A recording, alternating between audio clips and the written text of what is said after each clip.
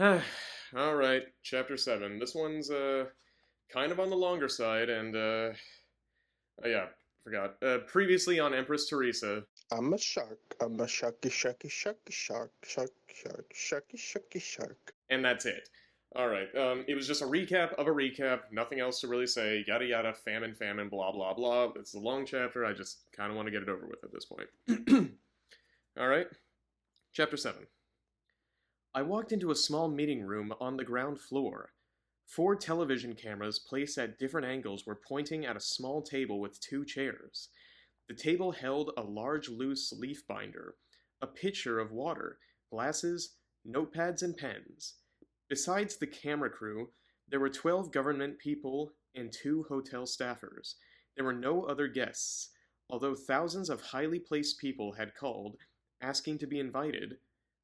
Although, whatever. The meeting was too important to risk interruptions. I was early. I was early?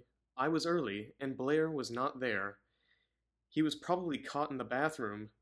The meeting could last for hours, and he didn't want to be knocking his knees with billions of people watching.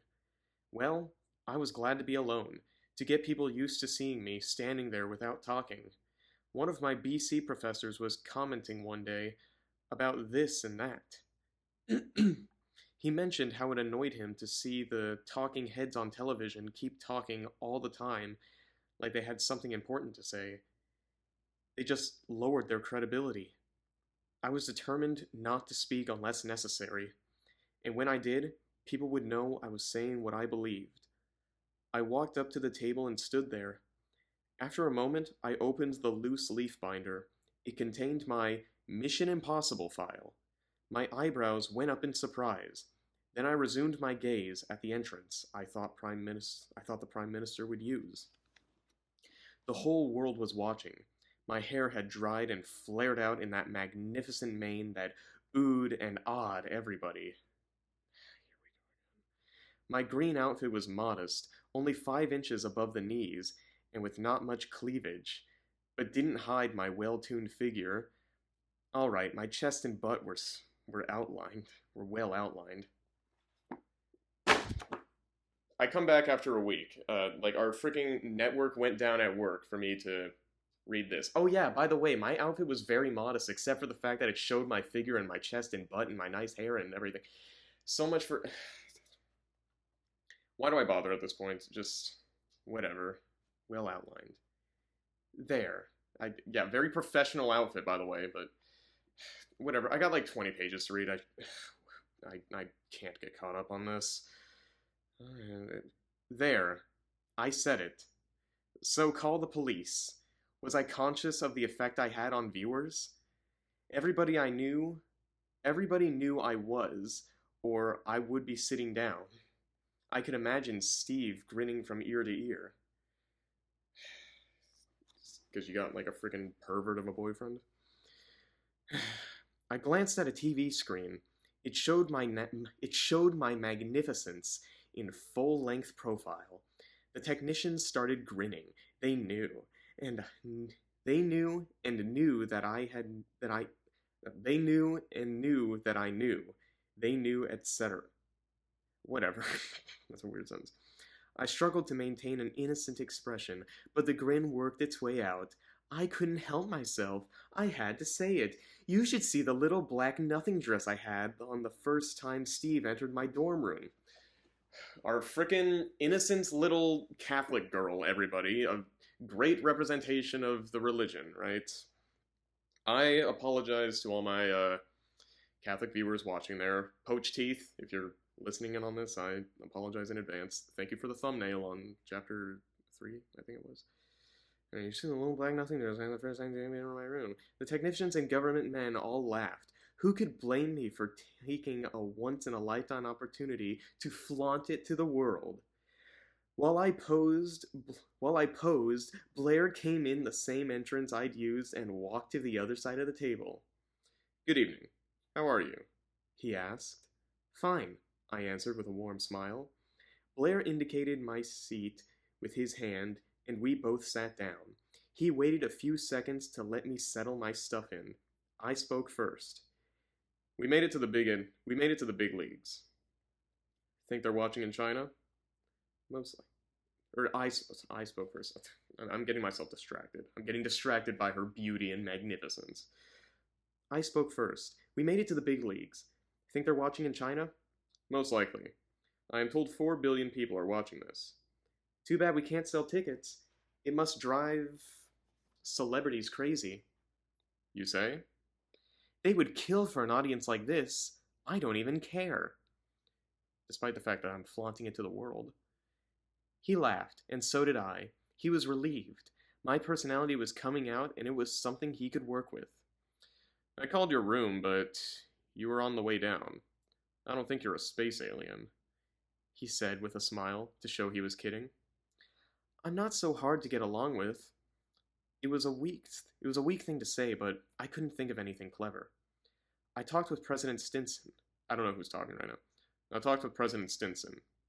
Her people know much about you and assure her you can be trusted. Wait, I talked to President Stinson. Her people know much about you and assure you can be trusted. I would like to talk with Hal. The first question is, what is he made of? Not matter? I believed for a long time he's made of dark matter. What is dark matter? I believe for a long time he's made of dark matter. I don't know who's talking. What is dark matter? Nobody knows, but there's a lot of it. How do we know it exists? We only know about it from its effect on gravity. Galaxies don't rotate at the right speed for the amount of visible matter they have. I think they found out dark matter made galaxies get together in the first place. Can anything be made of this dark matter? Why not? I think of a dark matter universe with dark matter people. They can't see our universe. They can't know matter has 92 elements that organize in a million ways. How could they guess we have planets with millions of kinds of creatures? We find new things in nature all the time. The dark matter world should have lots of surprises for us. What keeps Hal together? His own gravity, and some dark matter particles may have some kind of stickiness. Interestingly, he didn't pursue that line, probably because it was outside his field and he didn't want to look dumb. Let's talk about what Hal does. He seems to do things for you. You should have broken bones when you fell in the water. Did Hal prevent that? Maybe. When I played baseball with the boys, the kids had a betting pool on how many games I'd play before I broke an arm or leg when I crashed into the basement. They were sure I'd wipe out. Nobody believed I'd last 4 years without an injury. Hal takes care of my bones. More. He protected you from the sharks. I'm grateful for that. I don't want to sleep with the fishes. Hal gives you extraordinary strength. This helps you? It's useful. He gives you accuracy in throwing things. Useful. It helps me in pitching baseball. Father Donati told you that. I didn't tell him one other thing. When Hal merged with me, my hair started growing thicker. I looked at it under the microscope. It's nearly twice as thick as other girls' hair. I guess Hal keeps it full of water. This has helped you? It looks good, I smiled. How does stopping the wind help you? Next page. It doesn't. I've been thinking about that. Hal is beginning to sound pretty dumb. Ah, we have Hal the Stupid, the desperately hoped for progress. The desperately hoped for progress. I don't know what that means. He's never shown me any brains. He doesn't talk, and he does this dumb thing. He does complicated things. Animals do complicated things. I don't know who's talking. He came to Earth exactly when we developed high technology after our presence here for millions of years. He could have arrived here before the dinosaurs. He was seen coming down to Earth as a white ball. Could have something been needed? Could have been something he needed. Maybe he called it down. Could be something. Blair stopped. I don't know. I never know who's talking. It like just goes to certain things, and there's like a comment, and then somebody talks again, and I don't. It's driving me crazy. This format, it's hard to show without like showing it to the camera, but like the format is just like all messed up, and it's driving me crazy. So it's like I don't know who's talking sometimes. Anyway, Blair stopped. To each of his points, I had given a perfectly legitimate counterpoint. I shot down every idea people had about Hal. I wasn't arguing. I was just pointing out that nothing certain was known about Hal. We knew some of the things he did, but nothing about Hal himself. Poor Blair looked confused. Where could he go with this? The pressure is pretty high on both of us, I said, to help him rally. It is, he resumed. Perhaps if we study what Hal does, we'll better understand what he is. I'm game. Hal thickens your hair, gives you throwing accuracy, gives you great strength, and defended you from sharks. Putting aside their individual effects, what is the purpose of these behaviors? It's either to defend me or our merger. Hal might be defending your merger? He asked, clutching at straws. He must get something out of it. Now we're getting somewhere. Now we're getting somewhere, I guess she's narrating. Let's review. Hal is made of dark matter. He's stupid. He defends you and your merger with him. What does he get from the merger? That was a tough question. I thought about it for 20 seconds. He became something more than he would be on his own. It must be pretty dull in the dark matter universe. Ah, a stupid Hal who has a need. A fox walked up to your mother before you were born, and Hal merged with you 10 years later. Wait. I thought she was 10 in chapter 1 when the fox walked up to her and then shot the white ball at her. And now it's saying walked up to your mother before you were born and Hal merged with you 10 like never mind. I might be just losing it. Are there two Hals? Because I guess it happened twice. I never heard that story. What happened? A fox walked up to her and watched her for a few minutes. This happened 18 and a half years ago. You were expected. The BBC didn't mention that. Your father told the story. Is it important? It could be. What was my mother doing? She was raking leaves in the backyard. Raking leaves, something Hal probably never saw before. Don't you see? Hal might have been in North America 100 million years ago, but he never saw anybody raking leaves before. I don't know where they're going with this. But Hal was seen coming to Earth 3 years later. There's only one Hal. Jan Struthers told me Doppler radar shows a column of disturbed air above me. He sent up a satellite to look for more Hals. They never found one. He was interested in my... Oh, this is her talking? I hate this. Maybe I'm just stupid or like I'm full. There's only one Hal. Jan Struthers told me Doppler radar shows blah blah blah blah blah. And then one above me. They sent a satellite to look for more Hals. They never found one. He was interested in my mother, but not ready to make a transfer. What you saw was something he needed. Why did he want to transfer to your mother? Mom was holding a rake. Hal thought it was an extra appendage. That's what made her different. How do they know this stuff? I don't... Like, they say that he's... why did they say that he's stupid and that he's... I'll save this for later, probably. Mom was holding a rake. Hal thought it was extra appendage. That's what made her different. Blair's face showed that he sensed what was close... He sensed I was getting close to the goal. Trees don't have many appendages. Trees don't do anything. It says that in, like, tiny text. Like, I can't really show this on screen, but there's, like, a really weird way that's formatted. Hal needs something that moves? I wouldn't call it a need. Something made of dark matter couldn't evolve in its own world. We make it evolve. Again, I don't know who's talking. Remarkable. What's remarkable? You're remarkable. What if that difference of the rake made Hal interested in your mother? I thought about that. And I thought. I thought a full minute. I asked, can I take a break? Yes. He looked shocked. I wanted to take a break now? The government people felt the same way. They rolled their eyes as I got up and walked out. A dozen security guards escorted me through the lobby to the elevators. Hotel guests were caught by surprise, watching television in their rooms, and didn't have time to come down and see me in the flesh. Outsiders were kept out. I got back to my suite and asked Nancy to turn off the TV.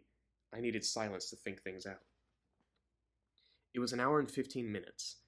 It was an hour and 15 minutes later when Prime Minister Blair knocked on the door. Nancy let him in. I was sitting at the table. Oh, hi, I said cheerfully and took another look at my notepad. I guess I have enough. I got up to leave. Enough? Asked the PM. Enough notes. I figured out what Hal is about. He looked doubtful. From such scanty evidence, could anything be deduced? We got back to the meeting room and sat down. I ripped off 6 pages from my notepad and arranged them on the table left to right, but I would never refer to them. I waited for Blair to start. You have something to announce? He suggested gently. Hal has nothing to do with any alien civilization. He has no more brains than a jellyfish. He's a natural thing left over from the Big Bang. There must be trillions of Hals all over the universe. After spending time on one planet, they reproduce somehow and travel to other stars. The Hals cling to objects made of matter. Think of syrup on pancakes. The Hals are the syrup, and they assume the shape of the pancakes. Most of the Hals cling to rocks billions of years ago. They'll be there forever. A few Hals wandered into planets with living creatures. An animal has a more complicated shape than a rock. So when Hal slipped off a rock during a landslide or something, there was a good chance he'd cling to an animal and stay there. An animal has appendages that act like grappling hooks. Hal won't slip off. The animal grows old and dies. But now the animal's shape is imprinted in Hal, like the pancakes in syrup. The next thing he clings to will be similar. Does this make sense? Yeah, that was her talking, apparently. Yes, he said, without adding something to interrupt my thoughts. God forbid he'd knock me off my course now. Hal will cling to a more complicated animal if he finds one. When he saw my mother holding the rake that triggered the transfer response, it probably took years to do this. But time means nothing to Hal. By the time the transfer was ready to do, I was 10 years old. Instead of my mother holding the rake with both hands, I was on the deck holding a book with both hands. Hal was too dumb to know the difference and transferred to me. Now we have to talk about why Hals do anything. They merge with creatures on 100 planets to have something to cling to. Animals move around and do things. The Hals structures modify to keep up with these movements. They work together. Here's the crucial point. This is where Hal becomes what looks like an active agent. Everything an animal does is a reflex. Hal's structure is doing reflexes to keep up with its host animal. Hal's own structural organization depends on the structural organization of material things. That's why he clings to things. What you have to understand is Hal doesn't operate like we do. He acts because he taps into momentum of something else. He moves because he's always moving in some way, not because he needs anything. He has no needs. By this time, I bet nobody could follow my reasoning. I know I can't. I'll talk about that later. Sorry. The technicians showed their confusion. Peter Blair was too smart to give any hint. He didn't understand either. He was letting me talk myself out. I continued. This becomes so imprinted in his structure, he will do the reflex ahead of the animal when the stimulus is present. For instance, if the animal is attacked, Hal will do the defense reflexes before the animal does. That's what the shark attack was about. That's what the shark attack was about. Hal was fighting off sharks while I was unconscious. It's a good thing no human tried to hurt me. They would be a hamburger. There's one more step to take, and we get to the fully evolved Hal. After billions of years of merging with thousands of kinds of creatures on 100 worlds, Hal's reflex systems become so complicated he will generate new reflexes to help the animal that the animal itself doesn't do. The hair is an example. It's useful. It protects from the cold. It can be a kind of armor. Hal makes my hair grow thick or keeps it thick by keeping the water in. I took a deep breath and smiled. I'm getting to the end. He gave a smile to encourage me. Strength is useful to any animal. It's a no-brainer why Hal gives me strength. It was probably the first reflex he developed. Some animals hunt by throwing things. Snakes spit venom. There's a little fish in New Zealand that squirts water at insects crawling on leaves to make them fall in the water. Accuracy is important. It shows how brainless Hal is that he doesn't know I don't throw a baseball to kill somebody. I guess it's I guess it's lucky he didn't kill the players for me. Smile and nod, none of this really makes sense to me. About the winds. Birds, bats, and who knows what else on other planets make their living by flying around. The air has to be calm. A high wind can knock the creature to the ground. When I fell out of the plane, Hal stopped the wind so that I could go back to flying. I can't ask him how he does it. There's nobody to talk to. We may never know how he stops the wind.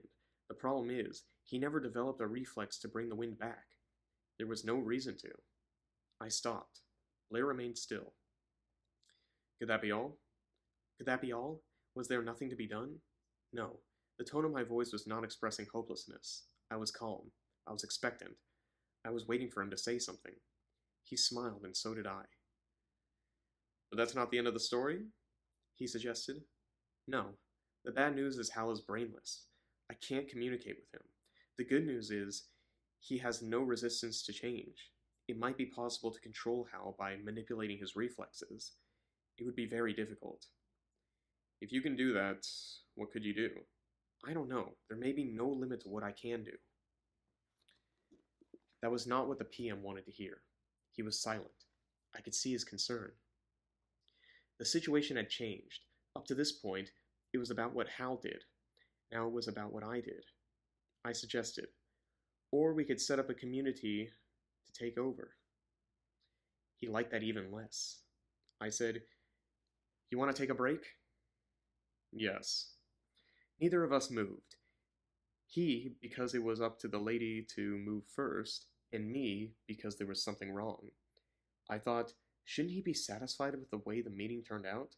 What the heck does he want from me? I said, "We came into this meeting hoping to get an alien to give us a break. It's in human hands. That sounds a lot better to me. After what happened to me 2 weeks ago, most people would give up. I'm still here." I got up and left before he responded. I got back to the television in my suite, sorry, to see people's reaction to what we discussed, a talk that had been nearly a monologue on my part.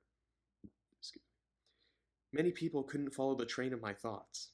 They were interviewed in bars and meeting halls, anywhere reporters could get a lot of comments. What did she say about growing hair? Why did Hal come here? How does Hal get reflexes without a brain? Did Hal merge with Samson? Oh, I assume they're talking about Samson from the Bible? News network anchormen tried to explain my theory, but showed they didn't understand much better than the public. Theresa Hartley said Hal develops reflexes by clinging to animals and adapting their behavior. She did not make clear how something made of alien substance would ever want to adapt our world's behaviors, nor did she explain why she was chosen by Hal out of the world's billions. Next page. That's not what I said. Hal didn't want anything. He didn't choose. I shook my head. It's their fault if they don't get it, I said to Nancy. Everything has been explained. Nothing is understood. People didn't understand because they didn't get what they wanted. An intelligent alien that could communicate and negotiate with them. They got me after I survived an assassination attempt by my own president. No wonder they didn't get it. They were afraid of me and the power I might get. As I searched through the channels, discussion changed from what Hal did to what I was going to do. I was going to use Hal's reflexes to control him somehow. From that, it followed that I would become a powerful person. Finally, they got to the part that really interested the reporters.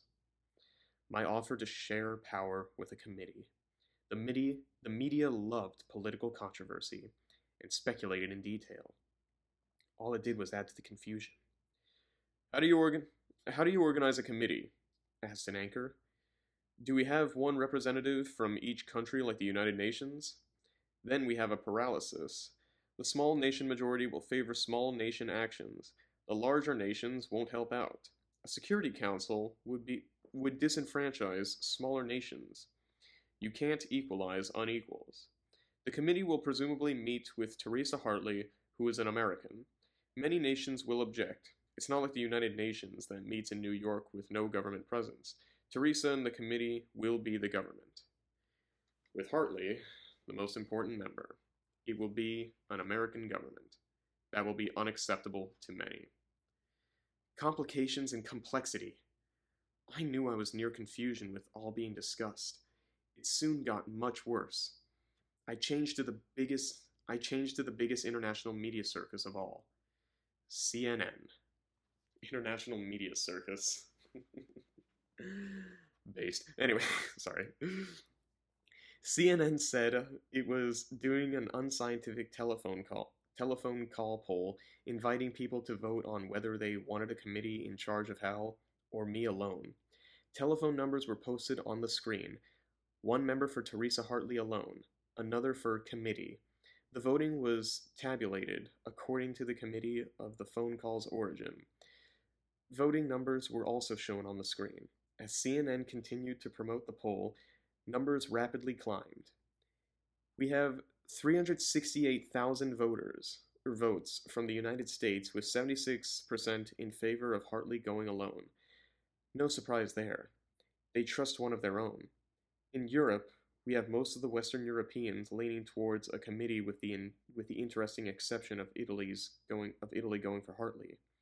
The East European countries, formerly dominated by the Soviet Union, want Hartley, while Russia leans towards a committee. In Muslim countries, Muslim? Yeah, that's with an O. I don't know if I'm just being dumb. In Muslim countries, we see an overwhelming preference for committee, while African countries south of the Sahara want Hartley. Japan is voting for Hartley. I changed the channel. You know, what's wrong with these people? I said to Nancy. They have no heart. They don't talk about who I am. I'm an 18-year-old girl. All I want is to be with my husband and go to my quiet little job. She has a job. Okay. They don't care. They see me as a threat. I found another channel giving news. At the bottom of the screen, a banner streamed by the latest breaking news. French president says committee is impractical. I waited a minute while they finished talking about something else. Then the president of France was shown being questioned by reporters as he left a social function. A translator's voice was heard providing the English.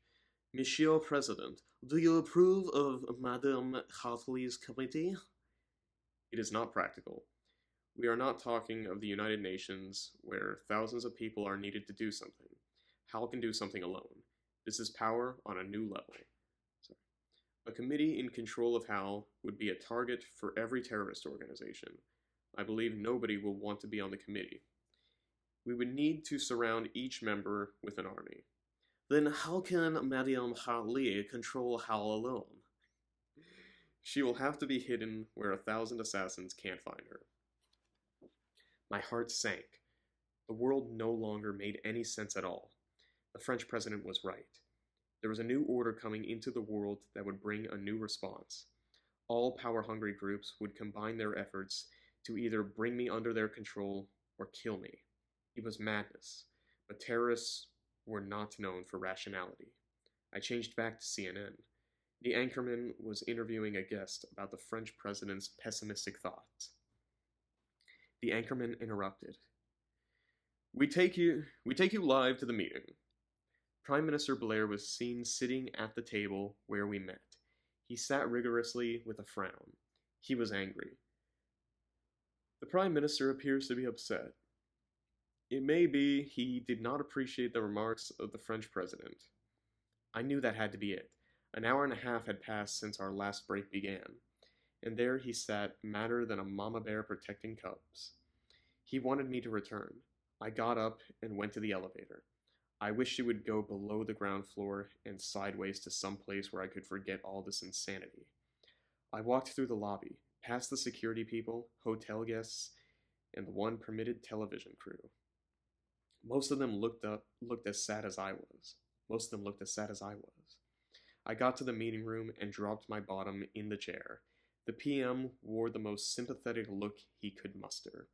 He let me speak first. It's rough in the big leagues. Oh, he let me speak first. It's rough in the big leagues.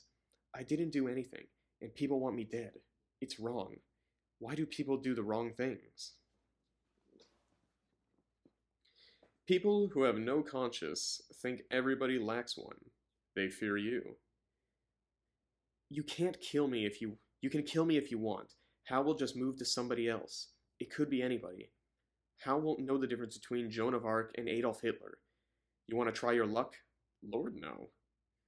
I feel like that girl in the Hunger Games, except she only had 23 assassins to worry about. What are my chances? Well, actually, she had 22 because her partner was part of her own district.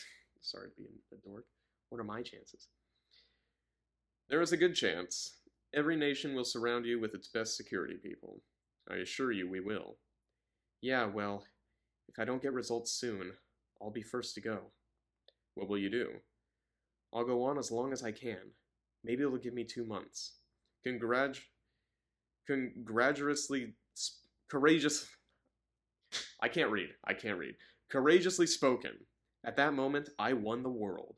Will you try to control Hal? Sure. It's only the most impossible, burdensome, insane task ever imposed on a human being. We will render any assistance you need. I need a place where I can work, undisturbed. Atom bombs break my concentration. We will find you a place. I need to stay alive. All the armed forces in the United Kingdom will defend you. I relaxed and took a deep breath. Did you see the Prince William and Kate Middleton wedding they showed this week? I did. Magnificent. Kate was so nervous before the wedding she couldn't eat. She went from size 10 to size 4. After exchanging vows, they sat on the side for a sermon. The cameras showed her breathing rapidly. Nothing could have prepared her for a wedding in front of 2 billion people. It's a miracle she didn't faint. She was 29, I believe. And you? 18. How are you doing? I'm all right. I'm all right if I don't drop on the way to the elevator. You are under the most extreme pressure. I'm so sorry. I smiled, and so did the PM. His admission of my pressure made me feel better. Of course he was under pressure too. Letting me take over Hal was gambling the world. I would do what was needed. Excuse me, sorry. I'm surprised I have the nerve to try controlling Hal. It's a heck of a challenge, you know. You have no model for what you're doing. Your parents didn't do it. Nobody you know did it. Nobody told you it can't be done. You believe it can. What does Mr. Blair need after I take care of Hal? I need Mrs. Hartley to do nothing. I won't change anything. You have 4 billion witnesses. As if to make amends for suggesting I keep my greedy hands off the world, Blair changed the subject. In his book On War, the eminent authority Karl von Clausewitz said there are 2 kinds of courage, the courage to face danger and the courage to assume responsibility. You demonstrate both. I smiled and joked. If I pull this job off, call me Bond. Jane Bond. Blair picked up on that and started singing the James Bond theme. It literally says, tum da dum tum tum tum tum tum da dum tum tum tum tum tum da dum tum tum. I laughed. A silly moment that was just what we needed. We looked at each other for a moment. It was intense with mutual feelings. We had achieved something besides a fruitful meeting. We had become good friends. I immortalized him with a simple remark that would be carved in granite all over England, because of course she did. You did a good job, Mr. Blair. I got up. He rose as I walked around the table to meet him. I gave him a warm hug. His eyes moistened. His emotion was sharpened by a newly hopeful world. Okay, yeah, at least something plot related actually happened. I'm happy with that. Yeah, that was the end of chapter 7. It's I mean, it's still boring. I'm really sorry if I'm like losing interest or anything, but yeah, I can probably talk about a few things like how I don't know, like the whole thing with dinosaurs kind of contradicts like the Catholic thing, and my mom's here. I need to get going. Have a good one. Bye.